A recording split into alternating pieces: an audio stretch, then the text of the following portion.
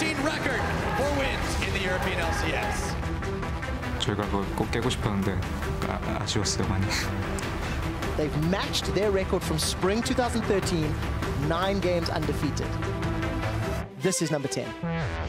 Fnatic are onto the Nexus, and they set a new European winning streak record, going 10-0 in summer. The first team ever to do it. I'm glad that we break our winning streak this time. Of course, the fact that we're able to beat all the teams pretty significantly feels great for all of us. It kind of feels like we're a bit further ahead than everyone else. It's going to make us even stronger.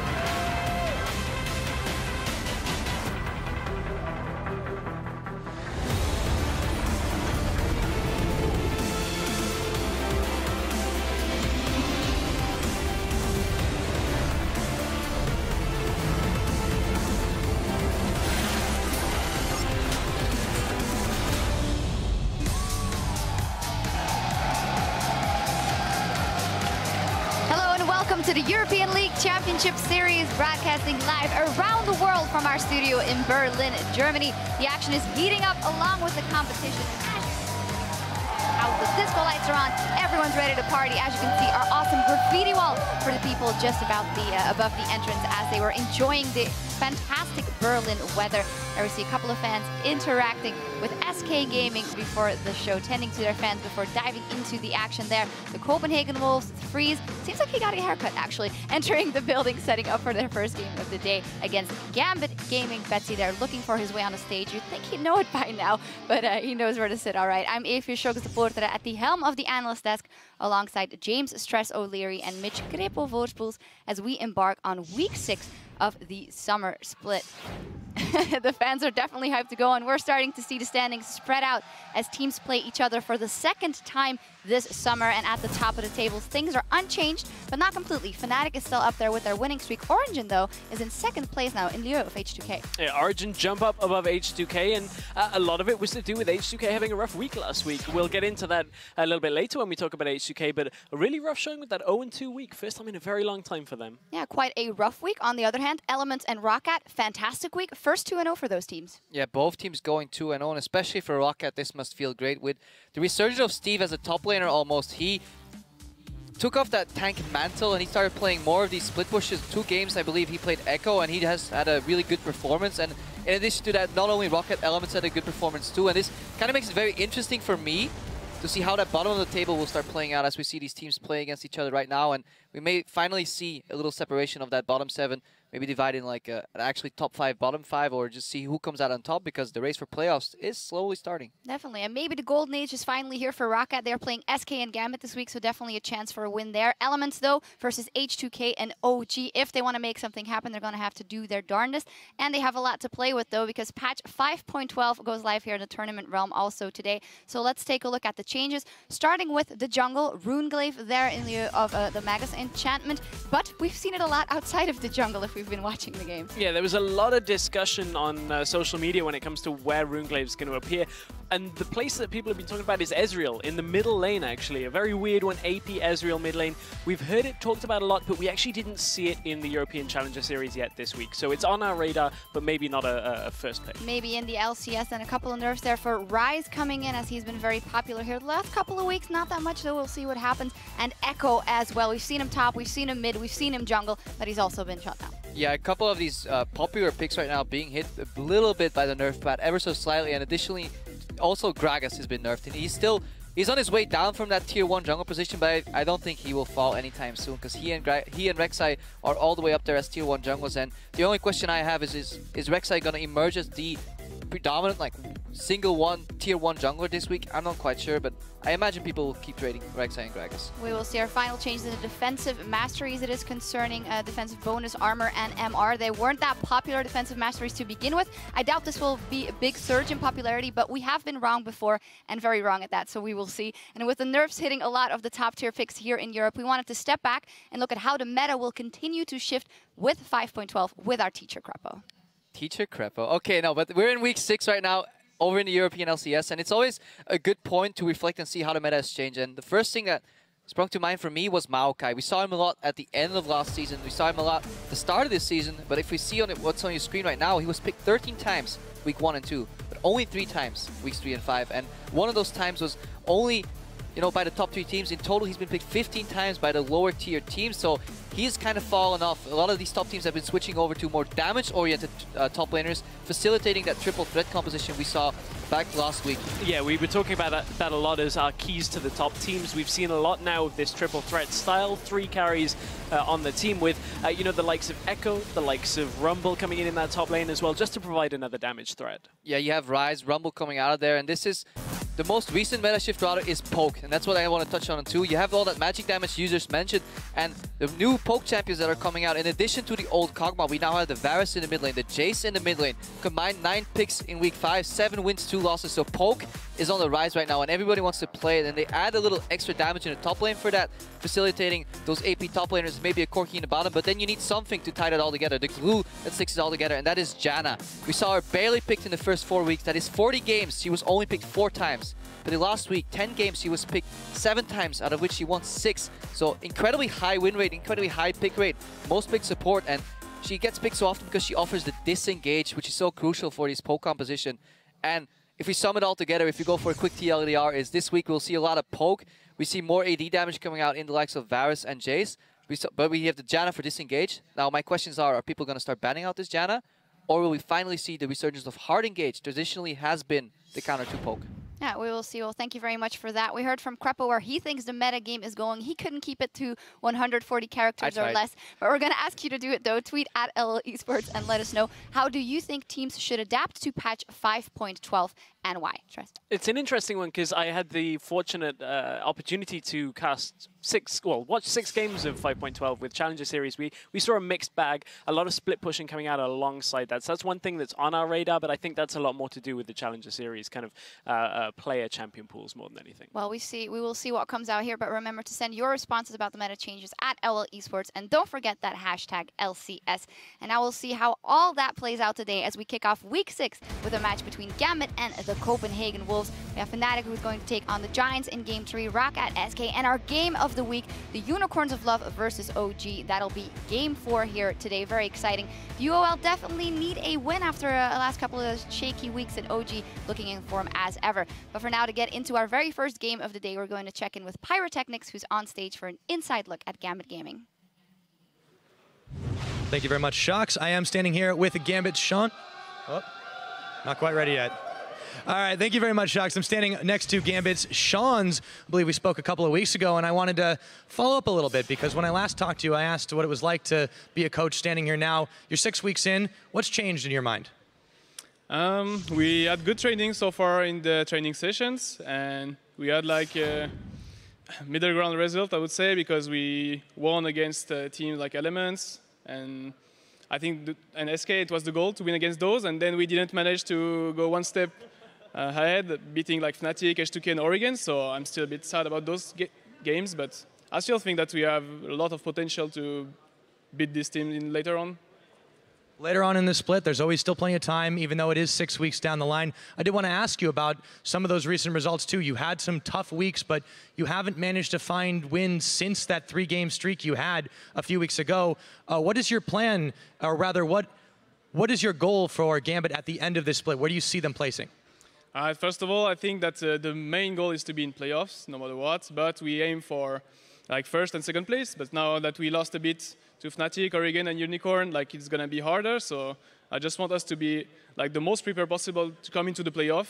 And it would be a huge disappointment if we are not in the first 6th place. But I'm pretty sure that we will be like at least 5 or 4 into the end of this split because we are doing really well so far into the scrims, and we were the team that did the most trouble to Fnatic, I guess. And they just are super good as a team, and so. Basically, yeah, we just want to be prepared for playoff and to be the best at the end of the split because it's what matters in the end.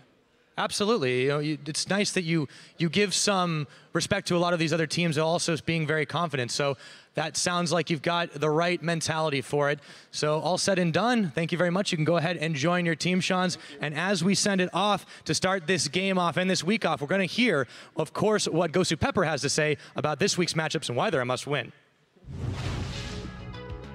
losing to teams like H2K, Fnatic, Origin, like what is top 3 kinda, it's acceptable because we learn a lot from it, but winning of course is better, like but losing to teams like Wolves, Giants, Unicorns of Love and others is like, it's not acceptable at all, because if you lose them, most likely you're gonna be out of playoffs, or you're gonna just get the 6th place or 5th. It's really, you're gonna be really close, so winning those teams is really, really important.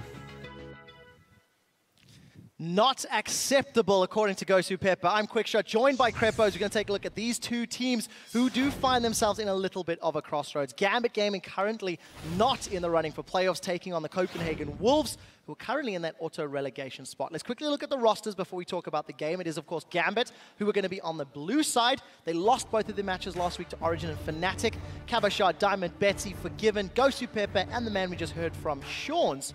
Over on the other side of the rift is a team that is in flux. The Copenhagen Wolves have made some changes. Let's start with who's returning. Shook, Soren, Freeze, and Dentist. Longtime captain and top laner, Youngbuck is out. Lenny has joined, and they've got a new support player. Both of these guys from Belgium. Yeah, just we cast. So if you're a struggling team in the LCS and you're looking for some raw talent, some untapped powers in Belgium, kids. So let's see how these guys perform. We've seen phenomenal performances from Belgian players in the LCS. Okay, let's not kid ourselves. I hope these guys do better than I did. Well, we'll have to find out. Unfortunately, just as an update, Copenhagen Wolves will be losing 2 bans today because of the team's failure to meet the deadline for submitting the roster changes and the paperwork. So keep that in mind as we get to pick some bans. And let's talk a little bit about the players, about the matchup at hand. Diamond Prox is somebody that we've been looking at all week long, Crepo. And not only Diamond, we've been looking at the entire league. And who has the highest kill participation in the first 15 minutes? In the top 10, 9 of them are junglers. If you look down the list, 1, 2, 3, 4. Who's missing? 5th spot is actually Odawane, who features in the top 10. So yeah, the top 10 gets run out by 9 junglers, and then Odawane in there, but then you want to look for the 10th jungler. Where is he? Diamond Box, and he's all the way at the bottom, ranked 37 in terms of kill participation, and this indicates a bit of a problem for Gambit. You would think a jungler with low kill participation would mean that the other lanes are just solo killing their opponents left, right, and center, but that's really not happening for Gambit either, so they're still struggling right now. And however, this could be the match to fix that because they're playing a weak opponent on paper, Copenhagen Wolves, with roster changes, not too much practice. They're losing 2 bans, so this could be a prime opportunity for Gambit to continue that race to playoffs like Gosu Pepper was talking about. Exactly. Unacceptable to lose to teams who are not Fnatic, H2K, and Origin. So let's see if Gambit can keep up their strong streak. They put up a pretty good fight last week against Fnatic. And a reminder, this is patch 5.12. There have been some changes. Crepo, you had a great teacher Crepo lesson earlier. Or a bit of a rant. Sivir still have to be up top, but Forgiven still not playing Kalista. Yeah, and I think that is one of the weaknesses for Gambit Gaming, having to ban out, first ban Kalista. It's such a welcoming ban for the Copenhagen Wolves because they must worry about this champion a lot, and they just say, okay, well, Gambit's going to get rid of it, and I don't think a top-tier team should do that at this point in the meta game. So we'll find out. What these teams have to decide is high priority. Gragas, some small changes. Rek'Sai available. We know Diamond has been, I think, leaning more towards Nidalee in recent weeks. Less so last week, though, and gets rid of it himself. They might actually try and pincer the jungle. Perhaps we see a Gragas ban in the first rotation Rek'Sai come out from Gambit. However, that would mean they would leave Draven open, something not all the teams have done so far with varying success. Draven has been shut down on Freeze 1 time, I believe, but other than that, he's been performing pretty well. 1 win, 1 loss in the 2 games. It's been banned 7 other times, so only 1 available opportunity did the Wolves not take that Draven. And for Freeze, he's got a new support. Jesui Cast now. We need to see how much synergy they've developed and grown in the week, and we do see Draven for the 8th time in 11 games being banned out. Now, Freeze as a player is very easy to lane with. He has a very distinct laning style, which is slightly towards the aggressive side, and same way with Forgiven, how he's quite predictable in his laning. So Cass obviously played a lot against these players in Challenger because he's a high-ranked support player over the European server. However, translating from solo queue to competitive play right now is so tricky because as the meta progresses and as people get better at League of Legends, laning phase matters less and less and less and less, whereas in solo queue it still matters the same amount. And we see that approach here from Gambit Gaming too with that Sivir pickup. You don't pick Sivir for lane. Forgiven no longer is that AD carry that wants to 1-3-1 with SK Gaming and get those towers down. No, he just picks Sivir for the utility, and I'm glad at least he's expanding his champion pool. Yeah, champion we didn't see from him in spring at all. This will be now the 3rd time in summer. Yep. For Copenhagen Wolves, they've got a lot of options considering the bans are non-traditional, maybe with the exception of that Kalista. So where do they go? What are their options? I'd like to see a Rek'Sai and maybe an Azir pick up here. I feel like Azir is one of the strongest mid laners right now. There are other options available, but I feel like he can play into any matchup. Rek'Sai is probably slightly stronger than Gragas. However, Shook last week, he opted for the Rengar when I think other options were available. So let's see what they end up choosing. So for the time being, in Morgana and Maokai. Ooh. We did see Maokai played a little bit over in LCK. Not had the best winning record here in Europe, but still very hotly contested by the bottom of the table teams. And it's not one that you're a massive fan of. 5 wins, 11 losses coming into this week. He just hasn't shown much results over in Europe. Yes, LCK still plays him. They obviously play their lane swaps a little different, where they actually still try to let that Maokai farm up in the 1v2 and let him get tanky. Often we see either the meta in Europe where he gets really tanky in the 1v1 lane, but he doesn't have enough damage to deal with those with the enemy carries. Whereas if you play Maokai, you only have 2 threats on your team. If you're gonna play into a very mobile Gambit gaming with Sivir, your 2 threats are just at risk of getting blown up immediately. So I want to see the Wolves use this Maokai to their benefit, but it seems outdated. And talking about being a little bit outdated, Krepa, you feel quite strongly about how the Wolves have frozen lanes. One of the most prominent teams in Europe who still freeze lanes to get farm, often on Freeze himself. But I think they've learned from that.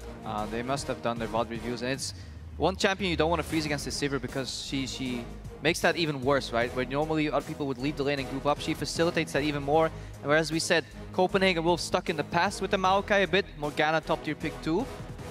Gambit is orienting towards that poke already, so they have the Jace poke. This means they need some magic damage over in the top lane because they're pretty heavy on AD right now. And they have a tanky Gragas to facilitate that. Now, we talked a lot about Janna. I wonder if GoSuPepper doesn't strike me as a Janna player. So I wonder if Gambit Gaming is going to stick to fully meta or if they're going to have like a little, you know, Gambit-esque variant on that. Well, I'm taking a look through Gosu's previously played champions. Lulu, if he was looking for disengage. Bard, if he wanted to go that route. Those are some he's played already. Or, obviously, the Janna, as you've touched on. Shook, going for the Lee Sin over the Rek'Sai. Very low on damage. Copenhagen was very low on damage right now. Corki does okay in the early spike, but as we go later in the game, I feel like they need a lot of damage coming out of their last pick and somehow keep that alive. And the only mid laners that, do a lot of damage, Azir, I feel will be needed by the Wolves. Otherwise, I feel they'll just get run over. A lot of magic damage if they go for that Azir plus Corki and magic poke. Oh, don't do Zaira. That is their option. So for Gambit, they've got their mid laner and their AD carry. We know they want to run that poke and mobility type of team composition. If we're looking for AP damage, who do they go for from the top lane? The Cabochard has played. I wouldn't mind the Rumble pick here. I think that could be all right. Fizz is a split push component. Now, later in the game, okay, Maokai can get beaten by that Fizz, I feel, with the percentile, or percent HP damage rather. Because percentile is not a word, I've been told in this week's prep. So that's speaking Lando. But yeah, Fizz coming out, you're right on the money there, but it does seem that GoSuPepper has picked up that Janna. So overall, we see more of a 4-man group composition where the Fizz is a split push component that wants to put pressure and allow a comeback mechanic if your poke falls behind. And offers a bit of a flank too. You can 4-1 push, Fizz peels off that lane and then comes in from the side and wants to flank. And then obviously Janna is going to buff that poke. You have the Boomerang from Sivir, you have the Jace Gate combo coming out. With addition to that, the Janna shield for extra AD bonus. So you have very potent poke, good rotations. Overall, decent composition definitely coming out of Gambit, and I feel the Wolves are just very outdated in theirs. And the last time Cabochard played Fizz, he went ham, to be honest. 8-1 and 4 with 92% kill participation. I mean, he was hopping, skipping, and jumping everywhere. And we'll need to see if the Copenhagen Wolves can shut him down, because if Diamond Prox can lift that kill participation and roam around, could definitely get that Fizz rolling with the teleport smite. Yeah, that has traditionally been the way to beat Gambit. Keep Cabochard down and then prevent the other lanes from actually coming back in the game. Copenhagen Wolves lock in the Varus, so they're also settling in for the poke. Said in the pregame, Varus and Jace both on the rise here. Corki in the bot lane to facilitate that magic damage, because where Gambit Gaming is very heavy on AD on both their pokes, Copenhagen Wolves mix it up. So I think this was one of the better fixes for their composition. They do have the tank for disengage and peel, so it will be hard for them, or it will be easy for them rather to protect their carries. However, I feel they might go a tad low on damage later in the game. So, ticking time bomb for the Copenhagen Wolves. We'll find out how good Soren's poke is. and how coordinated the Wolves can be with 2 substitutions. Remember, Lenny and Je suis Cass in for Young Buck and Unlimited. Yeah, it's definitely a lot easier to play as one of these range supports, I feel, earlier on the LCS stage. You have that Black Shield that you honestly have to time pretty well. So we'll see how many jitters there is for Je suis Cass there on the first game in the European LCS. But talking game plan, Gambit, they want to rush in and take one of the carries down. That's what they want to do. Kill the Varus, ideally. Just pile on him. Flank him, just wombo combo, kill him immediately, and then make the rest of the fight, 1 carry against 3, and hopefully try to win it that way. Yeah, bring more damage to the fight, and as long as you take out your opponent's damage, you win the fight. So Easy for Gambit, they're 3-7. They're coming up against the 2-8 Copenhagen Wolves. You can see the team compositions on your screen in a moment. There's a lot of pressure. Gambit, they want to make playoffs. You heard Sean's the coach talking about performing when it matters. You guys at home, jump on Twitter. Let us know who do you think is going to win. Hashtag GMB win or hashtag CW win. And the crowd is hyped. I like this. Good energy today. Here we go. Flags are lit on the left-hand side of your screen. It's Gambit versus the Wolves. Gambit started their 3-game winning streak against the Wolves in week 3. And we'll see if Gambit can do the same in week 6. The person I'm going to watch is Shook. I really feel he needs to break open this early game with his Lee Sin. Phenomenal Lee Sin player if he's in his element, if he can keep going. Just land those early engages and get those ganks off and start snowballing. Sean for the time being. Gonna spot this little invade. Ward secured by Forgiven. Keep his CS numbers looking healthy. Oh, we're in for a level 1 Crepo. And they're going in. Cabo's down! And down! Shook with the first blood. Gambit totally misreading that situation. Well, Copenhagen Wolves with good preparation. We've seen Gambit do this in previous games a lot. A lot of teams have been doing it, and it seems like a very nice counter. I prefer this over fanning out and then getting no information at all anyways. And a good start for the Wolves. Let's see who picked up that first blood on Shook. And yeah, the last time they played, that was a brutally slow game, if I remember correctly, where the Copenhagen Wolves kind of retreated into their base. No initiative, no like foresight, and eventually Gambit slowly won. I believe that was Gambit's first win of the split too. It was, week 3, day 1. Cabochard was running the top lane Gragas, in fact. This time around, a different type of carry. And what I remember distinctly about that game was how the top laners had gone down bottom, and Diamond was ganking against Young Buck's Rumble, was putting pressure in the lane to get Cabochard ahead. We'll see if Shook can help Lenny out, but the matchup is very, very different today. Now this is weird. It seems like Gambit is trying to match a predicted lane swap by Copenhagen Wolves here, because there is no reason to put your Fizz with Ignite in the jungle voluntarily. So a bit of a misread or a mental outplay from the Copenhagen Wolves. They start on their weak side with Shook. They do Gromp on Morgana Corki, which obviously makes it so that the lanes are going to push. We have early XP being soaked up by Lenny. Let's see how well Lenny fares in this 1v2 scenario. That might also be the strategy from Gambit. Say, okay, maybe on paper it's best for us to lane 2v2, 1v1. But let's just bully the new guy. Worked for Steve, or against Steve rather, in week 1. Every time we do see substitutions on this stage, the more coordinated teams can punish the newer players. Yeah, and the more vital players in these lane swap scenarios are the top laner and the support. Both new, but also both Belgian. So they should fare well. What a local pride. We'll wait for the result before I start calling you out on how it works out. Lenny, maybe reading the situation and realizing there's some threat, he's instantly left that top lane.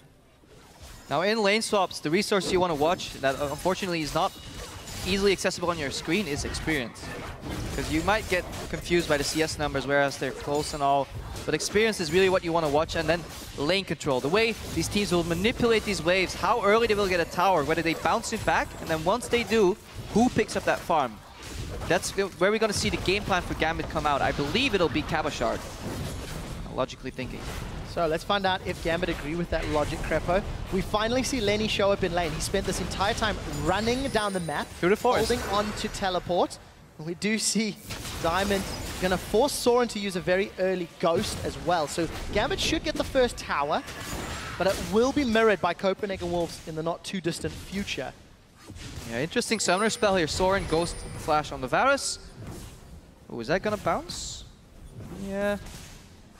We'll see that later. So both teams should bounce these waves, as I was interrupted there. And then Cleanse, of course, on Betsy in the mid lane, because he doesn't want to get snared by that Varus ultimate. Bounce wave back. Cabochard picks up that farm. Gambit bases. They lose Dragon Control, but they're now in position to make the next move because Freeze hasn't based yet, Cass hasn't based yet. Lenny is still level 2. Cabochard is picking up a lot of farm right now. Let's see what Lenny does, because he's thinking right now, I'm helping my team, but he's slowly getting behind in terms of experience. Level 2 on Lenny's, I was going to say Lenny's Youngbuck, but no, it's Lenny's Maokai. I saw Youngbuck playing Maokai so often. Cabochard, a small advantage. We do see those Dragon averages very low per game. Both teams usually get 1, but not a whole lot more. Yeah, this is a difference when we watch matches of in LCK, for example. When that Maokai gets swapped on, they keep him in the lane to soak up the experience because they value his higher levels and more CS, more over the pressure on the map. Because they want to make sure that he stays tanky, because if you run a medium tanky Maokai into poke, he becomes very just useless almost. And here he is going to the bottom lane. Let's see if they can dive this with the Cabochard TP, because that's what people usually do. Cabochard's playing 1v2 and they're sending him down bottom. I feel a little early. I feel they didn't need to. Then he's backed away. They should be able to secure this tower. Copenhagen Wolves pushing in the top lane. Coming into this game, Crepo, Gambit had only been in a lane swap in 2 of their 10 previous matches. And for the Copenhagen Wolves, not much better. 5-5, but in terms of gold, oh, look what they're doing. This is 2 of the lowest. They're moving Cabochard to the bottom again and then basing as soon as they can to let that wave bounce again. And they want to make sure that he continuously is getting experience. I feel he could have picked up a wave on top, but he respected the Wolves enough, thinking that they would send 2 people with their bot lane top and the jungler and dive him as he has no flash. They want to play on the safer side of things. Gambit bases again. They're putting Forgiven behind. This is the opposite of what we saw in SK. But what we do see is they're keeping Lenny down. And this is what you touched on in Picks and Bans, how successful Maokai teams get Maokai CS and experience. Take a look in the river. Junglers are coming in. There's the cleanse. Betsy throws the hammer down and Barrel comes in from Diamond Procs. There's a to the skies as well as that knockback, and nobody down yet. Diamond is going to play gutsy as Soren's got no mana. But a lot traded. Summoner's burned on the side of Gambit. Yeah, Betsy tried to hold on to his cleanse for a bit, but then decided it was better to use it.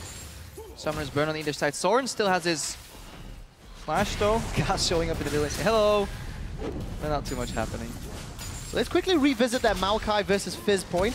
27 CS to 10, level 5 to level 3. That's some of the experience you were talking about, Crepo. Gambit, despite hurting Forgiven a little, he's still staying even with Freeze and defended that top tower. Yeah, so definitely a superior lane swap here from Gambit. Yes, the gold is only 500 difference, but it's on the right players, and especially in terms of experience. I'm just going to have a look on my screen right here. Lenny just turned level 4, and the wave is pushing back out. It's bouncing towards Cabochard. Cabochard is 5.3 already. This is a very big XP discrepancy. And once he hits level 6, with that Ignite, he might actually be able to kill Maokai. And if Maokai dies in a 1v1 scenario, then his utility is rendered void and useless almost. So good early game approach from Gambit, and we see the coaching from Chance stepping in. This is a more strategic Gambit. One could argue the most strategic Gambit early game I've seen so far in the entire split. One small blunder on that invade, which the Wolves read well, but every decision after that in terms of towers and lanes working for Gambit. I totally forgot that even happened, because I'm looking at the gold here. And I was thinking, why is Gambit not farther ahead? Because they're down in first blood. To be this far ahead while being down in first blood speaks even more in terms of Gambit. Gambit doing very well. They're putting pressure on those outer ring of towers. And we need to see what do they do next. Jisuika with Shook in this middle lane. And they eat a Shock Blast because, of course, Betsy's got none of those summoners available. Yeah, now they want to group. This is what Gambit wants to do. Once they hit level 6 on that Sivir, you want to group for objectives and for towers and just start poking down. Clear those waves and put the Wolves under pressure. While having that split push component in Cabochard. So let's find out whether or not Cabochard can get ahead. But I'm going to revisit this lane swap discussion, Crepo, because Gambit have been sitting in a position where they're making the initiative. They're pushing Copenhagen Wolves, but Copenhagen Wolves have not been particularly strong. Engage on Betsy here again. He's going to have the backup of Diamond Procs, but takes a lot of damage from Soren. So where do the Wolves go from here? Because their top lane is not tanky enough to really look for fights. And Cabochard seems to be keeping Lenny controlled. I feel the Wolves have already made a crucial mistake that they're now trying to fix. But due to the nature of their composition, it's Gonna be hard. They don't have the comeback mechanic here. They need an on the hunt gets popped. Cabo goes in. Chum the Waters connects. Lenny gets slowed. Boomerangs out. He's gonna go in for the attack before we see Shook jumping in and dashing out. Yeah, when you play a poke composition. English is hard today. When you play a poke composition and you don't get to group up and poke, you obviously don't have too much left, especially if you don't have the damage threat in the top lane to put any pressure. Lenny is playing that tanky Maokai, but he got shut down in the early game, and we talked about this in the opening. Top tier teams are no longer picking Maokai in Europe, and are we seeing why in this game? Gambit just seemed to have shut down Lenny so efficiently. Forgiven and Pepper putting a lot of auto attacks onto the inner turret, but they don't have the most AD to work with.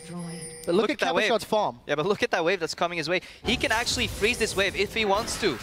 Because Gambit is fine playing on low pressure because they have the wave clear from Betsy in the mid lane. Lenny is very slow at pushing and he's not the most adept tower pusher either. He's not the split push threat. He's just a tank with a teleport.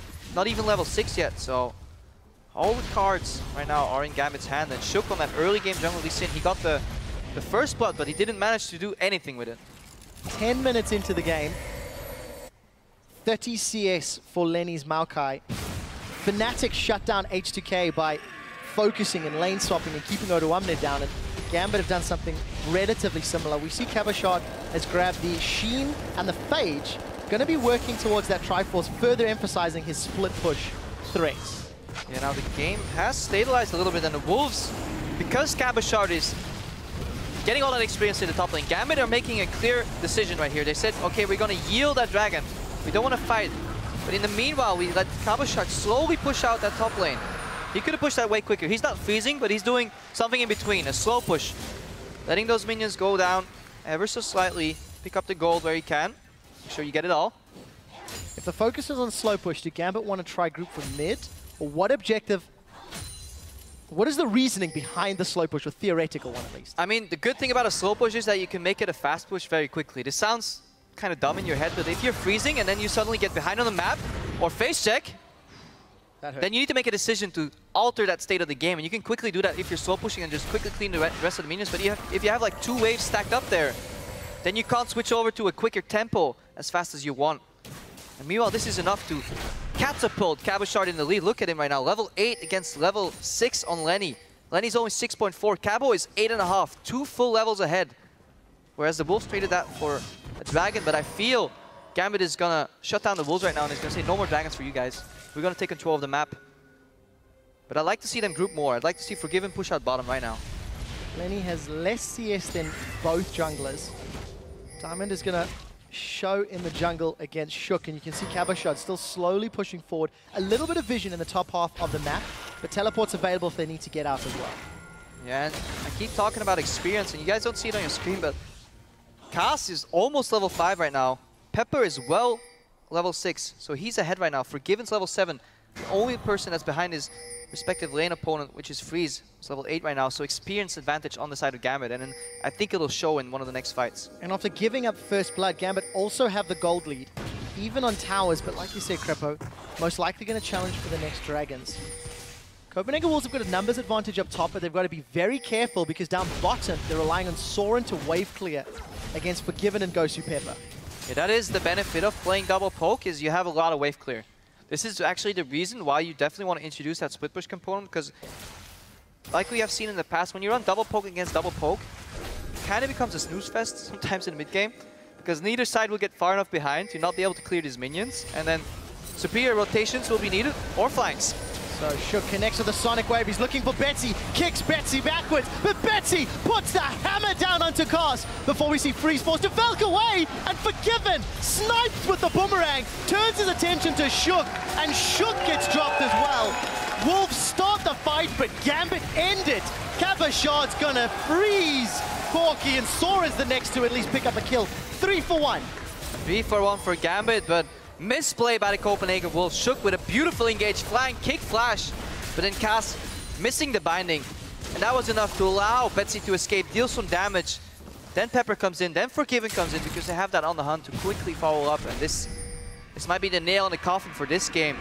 But the one opening the Wolves had. Yeah, good reaction from Gambit. Watch that again. Not going to use TP either. So Betsy, gate is down. This is when you want to engage on a Jace all the time, once his gate is down. But look at the binding. That just goes a little wide. Cass is forced to defensively black shield himself. Get the heal, but he still dies. Betsy's still alive, and watch Pepper. He saved enough mana for that Monsoon. Could argue whether it was needed or not, but secures a kill. He probably won't need it in the next 2 minutes. Cabo comes in. Trading 1 for 1 on a split pusher is fine, because the people you kill often are not the ones that are going to deal with you later. As long as you stay ahead of Lenny, your direct lane opponent, Cabo Shard is fine with taking kills. And the catch is, it costs Gambit a tower. The Wolves are now the ones grouped up. You can see Cabo Shard down in the bottom lane. He does have teleport available, but there's no minions left for the Wolves to continue that siege. Yeah, now Cabo Shard again just wants to put that split push. Now, ideally, Gambit want to send somebody top, push out the lanes, then return to group, and put a bit of a flank pressure on Cabo Shard. Diamond, however, he wants Cass. Hold on to that explosive cask. As Copenhagen Wolves are in full retreat. The poke wars are on. Soren throws out a piercing arrow, and it's not going to be enough to defend the tower. So all outer towers down on both sides of the map. Cabo Shard's got a minion wave pushing up to this inner tower. Gambit seem to set their sights on it, as well as that blue buff for a steal. Yeah, and this is why Janna is such a good pick as well. It facilitates the rotations. You can buff up that poke with the shield, get that extra AD, and then most importantly, if Shook tries to jump in, he has to combat Howling Gale and Monsoon for disengage. And it'll be incredibly hard for the Wolves to engage. They almost have to use their Black Shield on the Lee Sin, who then needs to get a good kick somehow that keeps everybody alive, to burst people down with only 2 damage threats, of which one of them scales quite horribly into the late game. Very tall task for the Copenhagen Wolves. And is already behind Forgiven Siva by a sizable amount, 30 CS. Freeze is going to have that difficult time, as you mentioned. It does only equate to 600 gold. He has a Triforce spike too, so right now Freeze is on his strongest position in the game, because Triforce doesn't scale well with other items compared to the likes of an Infinity Edge. So Freeze hit his power spike, but the Wolves, they can't use it. And every time we look at Cabo Shard, he's got a very large minion wave to farm. 148 to 58. Yeah, and minion wave manipulation is what you have to do in lane swaps. Because it's predictable, you always know how these minions are going to interact with each other. You always know how this wave is going to behave. Forgiven at the flash though, poke coming out, so he's finding out what it feels like to play poke, or against poke. Spell shield was not enough. No, not this time. And you know, Lenny, we keep looking at it. They want the 3rd dragon. Currently level 8 to Cabo Shard's level 12. A 4-level deficit is really, really massive. There is that dragon spawn. Gambit have got teleport from Cabo Shard, and look, he's pushing top. So even if Wolves are going to secure this, there should be some tower damage from Cabo. I don't like Gambit is giving this up. They should have grouped for this, in my opinion. Giving away a 3rd dragon for free, oh well, for free is arguable, but trading it for some top lane damage that you could get anyways. Not the biggest fan, but the Wolves, they hit their spike, they poke out, they force Forgiven's flash, they get that dragon. Remember, with the experience changes, if you're behind, you get more experience relatively, so it's easier for you to catch up. It's Gambit's turn to punish. Easier to catch up, but when you're losing towers and gold, it's going to be much more difficult to defend. For Copenhagen Wolves, it's a matter of holding fast and digging deep once they get to these inhibitor turrets. And we haven't talked too much about vision this game. It's been pretty limited.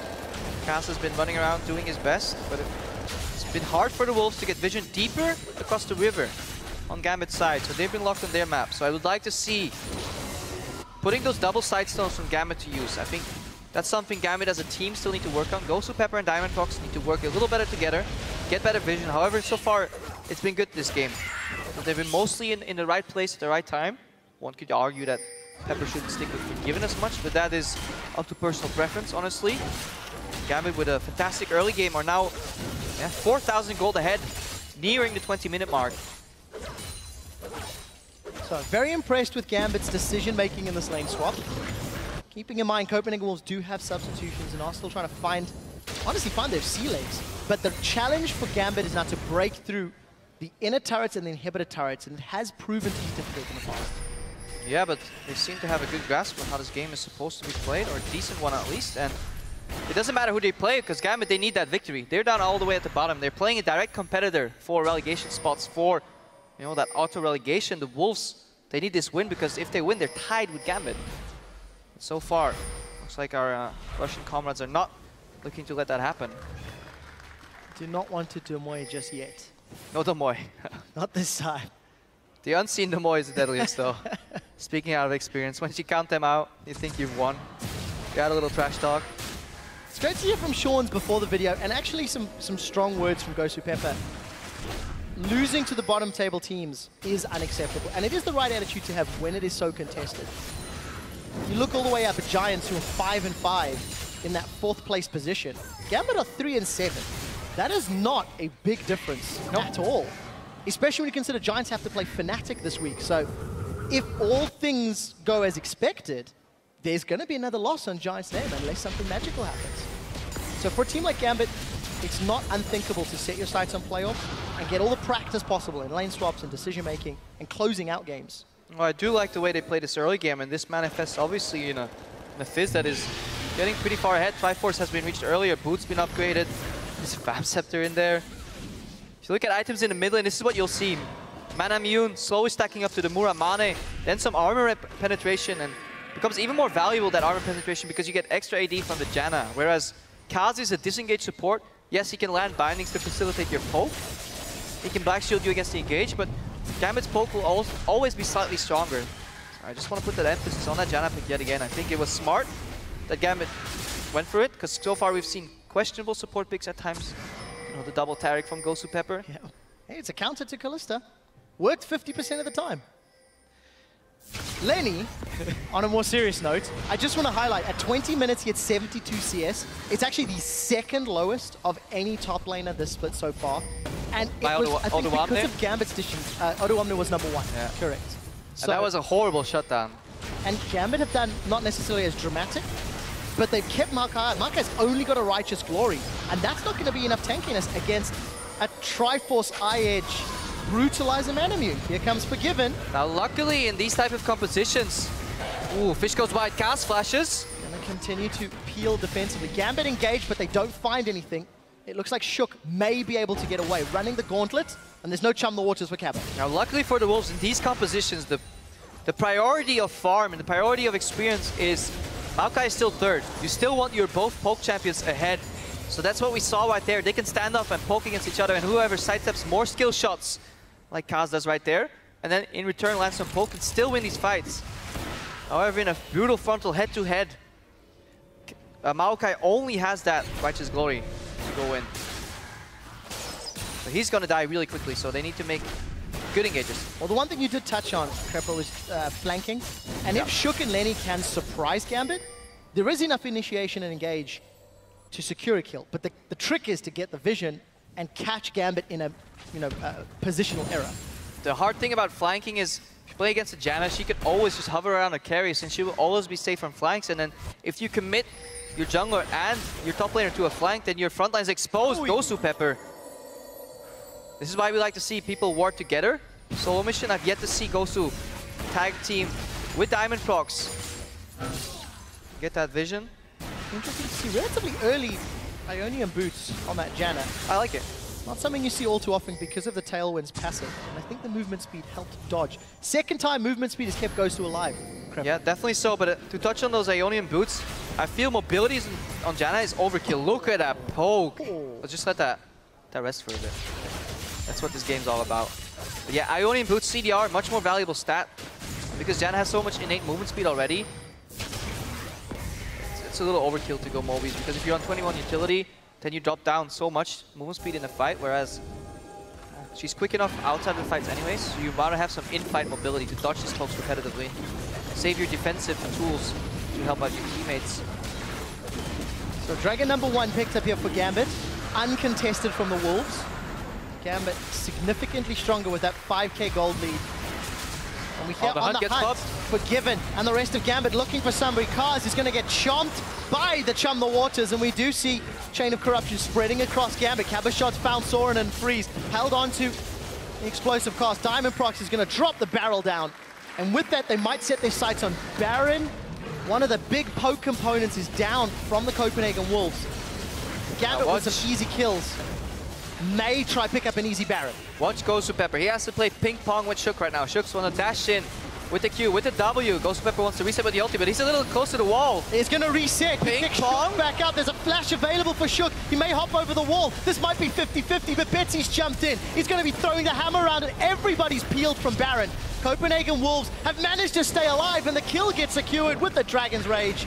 Gosu's down and no Baron secured. Yeah, Ghost Pepper had the right idea there in the Baron pit. However, he stuck to the wall too early. You have to go near that wall around the 2k point, because otherwise they will just simply kill you before you can finally get that reset on that smite. And honestly, good calm play by Shook. He waited, he recognized, okay, Pepper's going too low, I can force his ulti, go back out, then still have the threat of a W dash over that smite. Gambit said, okay, we're not losing this Baron. He's gonna peel off the Baron, try and fight, but less hesitation on the Wolves' side. Didn't commit to that 50-50 Baron. Gambit's slightly better when it comes to the Baron statistics.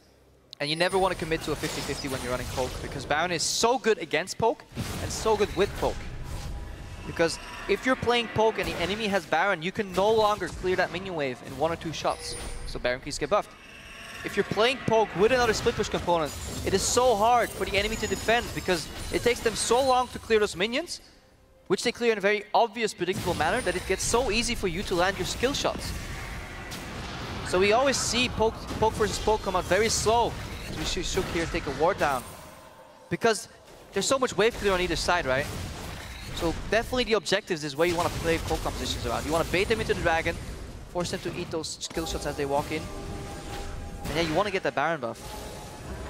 For Gambit, they do have that additional tool of the split pushing threat from Fizz. No teleport for a few seconds, but at the moment it's just Soren and Betsy trading skill shots back and forth. Piercing Arrow versus that accelerated Shock Blast, and both of them, Last Whisper and Brutalizer, both of them hitting real hard. Yeah, Betsy can almost 2-shot Soren right now if he gets the right Janna shields. Box, quarter. I feel like you could say the same, that Soren could 2-shot Gosu if he finds it. Yeah, playing support into poke is the most frustrating thing ever, because people tell you to ward. It's like, yeah, go ward. Yeah, go play some wards. I know it's dark, but you know, dodge the skill shots. Sounds like a personal problem. Yeah. Make it work, Crepo. Make it work. But this is that split push threat that we have highlighted. A little riskier because there's not a lot of vision. Yeah, he needs to ward up now. And now he wants to draw 1 or 2 members to the bottom, because all the experience with the Cabochard, they want to make it so that the Wolves cannot deal with him 1v1. And once more than one person shows, then he can go to the other side, go to the Baron, which they're doing right now. But 276 CS on Cabochard, 2 wards in the pit. Yeah, 3 wards in the pit. You got to set up your plays a little more in advance now. You need to use this first window of opportunity to get deep vision in the jungle. Then you need to repeat the same cycle, then start the Baron. Gambit getting a little ahead of themselves. However, Cabo is still stronger than anybody 1v1, and it's 4 members of the Wolves right here. Luckily, nobody's shown yet, so I don't know if Gambit are fully aware. Oh, he's starting with the... Oh, poor Gosu. Gosu's been munched on by Baron, forced to use it very early. They want to burn it down. Monsoon is being focused, 3,000. I think the Wolves will be too late to this party, and they are. Baron secured after 2 or 3 attempts. Baron plus poke, now Gambit have the opening they want. A little funny how that started. You just support and you're like, okay guys, I'll help you reward, and then somebody just hits the Baron, you lose half your HP. But they knew they were going to burn it down. It's no longer 50-50 as nobody's around to steal it. Good reaction by Gambit, and this all goes back to Cabochard, who's a big split push component, which goes back all the way to level 1, where Forgiven was sacrificing his farm for his top laner. Gambit as a whole played more strategic with a bigger goal in mind. Their top laner was their #1 priority. Copenhagen Wolves' top laner was their #3 priority in this game, and it showed. And it's very rare that you actually get to see a game where it's that clearly separated and that easily demonstrated. I mean, when you look at the percentage team damage that Cabochard is responsible for, he's actually only 3rd highest for top laners in the league. But this particular game is going to be significantly more thanks to all of the farm. Early GA as well, so Cabo really wants to keep those side lanes under pressure. Now you can never judge the pressure though. Percentage damage is such a tricky stats. Diamond Box, or just that binding. So saying percentage damage is such a tricky stats because you're playing with poke. Poke is a lot of repetitive damage to champions, so while Cabochard may be lower on that, the pressure he puts out and he exerts on one lane facilitates opening up the map so much more for Gambit Gaming. So while the numbers may not show it, he's definitely forced to be reckoned with this game. And there's again another good example of how effective Baron empowered minions are. How difficult it is to clear out. Gambit have grouped up in this middle lane. Here we go for the tower. Now it's now being focused on the hunters available for Forgiven, as is everything else for Gambit with the exception of teleport. Lenny is up top trying to defend against Cabochard, but Copenhagen, they give up that objective. They simply cannot fight for it. Yeah, and if I recall correctly, towers have been changed this patch as well. They no longer slow or do the damage reduction, so Cabo has an easier time split pushing if he so wants to. He joins his team in the middle. Look at the damage. Monsoon being used here from Eddie. Gosu Pepper rather. Chum the Waters connects and casts. He's going to taste something fishy as the barrel comes down. Cabo takes him out. Gambit crack open the base with a kill, a tower, and an inhibitor. Gambit Gaming taking control of this game after the Baron, just like we predicted. Such a crucial objective here for Given. One could argue that the choice of pathing was suboptimal for Gambit. They just want that other tower. Look at the shields. They're keeping Betsy alive, and you can put up that hypercharge. Crepo, shortest distance between 2 points is a straight line. That's what Gambit were applying to in that scenario. Take a lot of damage for it, but they do get the tower. Lenny looking for an engage. The barrel goes a little wide, and it's not needed as Lenny cannot find that point and click route. Look at those improved recalls. 4 seconds back to base. 2 inhib towers down, 1 inhibitor down. Dragon is live. Don't want to lose that. Copenhagen Wolves are definitely going to go for a Desperation Dragon here. I'd like to highlight once again, level 12 on Lenny's Maokai versus level 17. Cabochard's Fizz. It's all been snowballing from that early game and the decision making from Gambit. Yeah, let's see how badly Gambit want to stop this Dragon here. Very badly. Cast gets caught once more. He's going to get focused up by Cabochard. Diamond secures the Dragon as Betsy will actually land the kill secure hit. Betsy says it's hammer time. Comes in, cleans up Shook. Caught between a rock Betsy. and a hard place. He finds Betsy with great damage. Lenny, however, is the cost. Gambit 2 for 1. They get Dragon, and that was a defensive flash from Freeze. Gambit now want to siege the bottom tower. Yeah, and it's looking so grim for the Wolves. No more win conditions, no more comeback mechanics. Gambit in full control of this game. Only Shook managed to pick up a kill. Looking flashy in the process. Right, Gambit now grouped up. They do have all of their members. It's versus 4 and not the main tank, although Lenny's not particularly tanky. Gambit's going to use that playful trickster defensively. And with the inhibitor taken down at 31.5 minutes, Gambit have absolute map. Yep. And with every push, you add another letter in that Domoy that they're slowly spelling out during the course of this game. If you don't know what Domoy is, that was the catchphrase in Season 2 for Moscow 5. Roughly means go home. Distinctly remember it used quite frequently against you, Crepo. Yep. They tried. In the old days. The good old days. The good old days. Where the game was a lot simpler back then. Lane, lane, lane, team fight. Stall out the game. Bomb for 40 minutes and then decide to play. It was beautiful. UT is subjective, I find. But what is beautiful is Gambit's growth this split. I think from when the team started in week 1, they were quite open and quite vocal about some of the difficulties preparing. And one of the things that I think we keep repeating is how we all thought, will the team adjust to Forgiven? Actually, it's Forgiven that's adjusted to the team in his champion picks, in his play style. I think we've seen more growth from Forgiven this split than we'd seen last year and this year from when we've seen Forgiven play. However, he was so incredibly good at his style, though. Oh, yeah. I feel like Forgiven didn't warrant any... He didn't need to grow all that much until the SK strategy got kind of exposed. But yeah, definitely nice to see some adaptation here. Willingness to play different roles within the team environment. Also, props to Chance for stepping up to the plate. I mean, coming into a winning team, it's easy to start as a coach, but almost train wreck that was Gambit week 1. Compared to like right now, it's such a vast improvement, and this is not only obviously Chance, it's all the members working hard. Yeah, the game plan was quite clearly decided going into the matchup. Yeah, and it was near flawlessly executed. Massive damage onto I Am Cheese, Jesuicas, of course, and that should be enough to open up another inhibitor. Chain of Corruption goes up, but that's going to do absolutely nothing. Yeah, we're going to see some wine with that cheese. Copenhagen Wolves pressured, and they're going to be crying because there's so little you can do at this point in the game. Tiamat picked up for Cabochard as well. Interesting. Why not? Go all in. It's what he's been doing every single time. Cabo left uncontested. Look at this, Nexus turrets dropping. Copenhagen was forced to respond, and Cabo's going to get this tower. Betsy is sitting down in that middle lane, pushing on the bottom rather, and Lenny's forced to use the twisted advance. We do see a kill picked up for Forgiven as the rest of Gambit focus on the Nexus turrets. They set their sights on the Nexus, and Gambit absolutely destroy the Copenhagen Wolves. Cabochard quickly learns that your Guardian Angel doesn't pop when you get kicked into the fountain, so he actually ends up dead, and Gambit playing for KDA right here. Some target practice for the next game tomorrow, but the Nexus goes down. Gambit, 4 wins.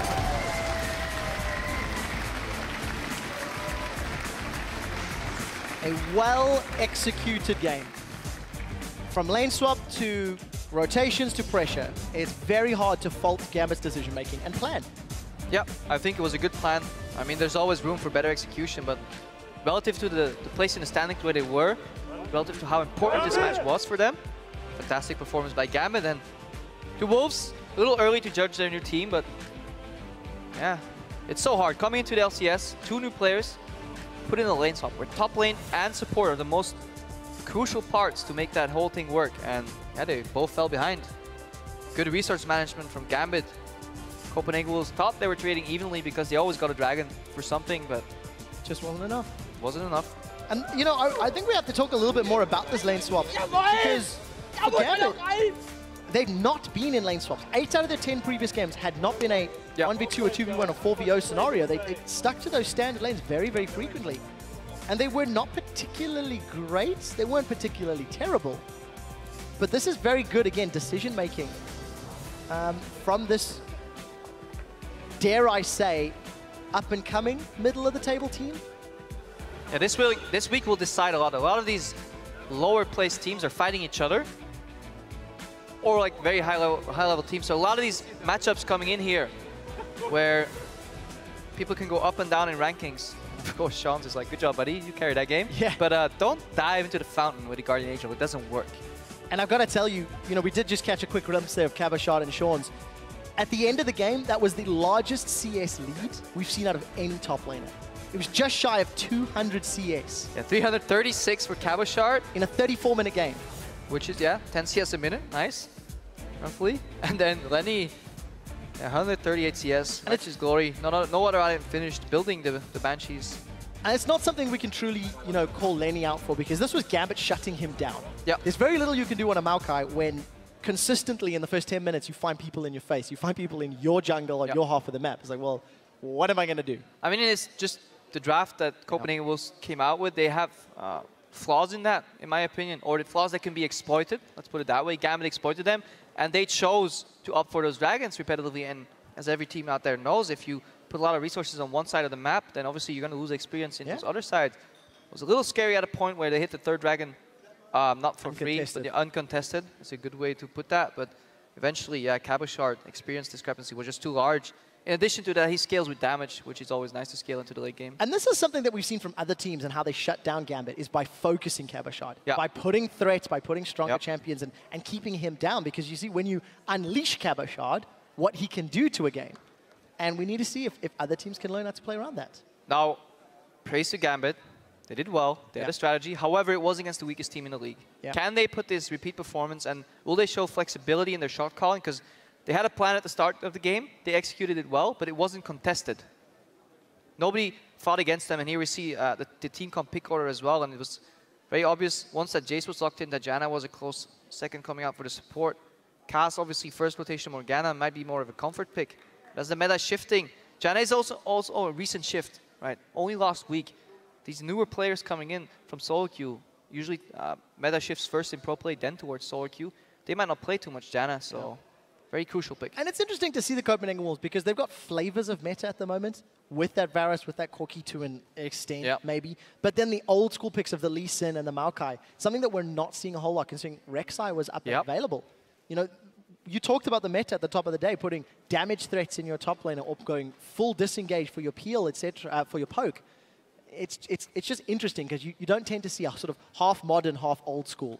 Yeah, it doesn't really match all that well. I feel if you're going to differentiate from your jungle pick, you have to make it work. I mean, Lee Sin could have worked. Imagine if Shook went 5-0. If he went 5-0 this game, we'd be talking about how phenomenal he was, but just didn't work out. Another jungle I want to look at is if people are starting to start running more Olaf against Poke, just run him down, you know. Press R and kill him. Well, it worked for Fnatic last week. You'll see if they run it this week. To take a closer look at Gambit's win over the new Copenhagen Wolves, let's head over to the analyst desk. Thank you very much, guys. We were joined here by Betsy and Forgiven after that win for Gambit. 4 wins on the board for you guys. Congratulations. Great job. Thank you. I just want to get straight down into this game, to be honest. It was a very quick win for you guys. Betsy, I want to quickly talk to you. We're seeing Poke back in the meta. What's your thoughts on the Jace-Varus matchup that you just played? The matchup is not that, like, it's not much happening in the matchup. It's just like farm, and then whoever does the most in late game wins pretty much. Okay. What is your thoughts in general on the meta shifting to the Poke meta? You have a lot of Azir under your belt, which you do very well with. How does this fit you? It's better than like Ziggs and Seraph meta, where you like just farm pretty much. But I rather play Assassin meta. It's more like you can do much more plays. Yeah, but you have been making a lot of plays on the Poke champion here in Jace as well. Maybe transitioning to Forgiven, talking about people playing the meta and different champions. Of course, a big thing this split has been you picking up some new champions like the Sivir. I'd love to know how that came about, where it came from. Did you have a lot of say in that, or? Well, since the Cinderhulk meta, I have been nerfed. And I think the AD carry role is all about sitting towers, being an utility player. You just fill in the game. You're just actually doing that. You have no possible influence in the game until 35 minutes or something. And I just have to adjust. And like the style that I had the previous season, like solo carrying or like being a major threat in my team doesn't work out anymore. And as a professional player, you always have to adapt in general. So if I want my team to succeed, I'm doing that, pretty much. Well, it definitely looks like you guys are adapting in these wins. And even in some losses, the Fnatic game comes to mind where you guys had a fantastic early game, actually. How do you think your skill is reflected in the standings, knowing that you have those games in you, like versus Fnatic, both of you? You answer. Can you tell me again? Yeah, how do you think your skill is reflected in the standings, knowing that sometimes you do very, very well and sometimes you have the worst games? We're still working really hard. Since Sean's came in, we like improved a lot, and we're still improving. So hopefully we will be more consistent and do same performances against Fnatic and other teams. Forgiven. Well, I had some really unfortunate experiences the last 2 splits, and like going almost undefeated in the last season. And I think as long as we make playoffs, if we make it, and if we display like just in general a lot of ifs in what I say, I think we can succeed in general. And I think our coach is doing a really good work. I think all 5 of us are actually really trying in general. I mean, from every single aspect. Like I live with a team, and so does everyone else. And so I see like the effort that Betsy or Cabos or whoever puts out. That's why we get resources also. Like I give creeps to them too. So I trust them. I trust them blindly. So whatever happens, I know that if we go down as 5. We will not go down as 1+1+1. Yeah, that's fantastic to hear. It does seem like you guys are feeling very well with each other in the team. Congratulations. That's 4 wins for Gambit so far. And in just a few minutes, Roccat will look to keep the momentum of their last few games going against SK as they make a play for the postseason. Stay tuned. We'll be right back. You say something like you talk on walkie-talkie. No. Do you hear me? Over. Connects with the Sonic Wave. He's looking for Betsy. Kicks Betsy backwards. But Betsy puts the hammer down onto Cars. He may hop over the wall. This might be 50-50, but Betsy's jumped in. He's going to be throwing the hammer around, and everybody's peeled from Baron. Goes to Pepper rather. Chum the Waters connects, and Cars, he's going to taste something fishy as the barrel comes down. Gambit, 4 wins.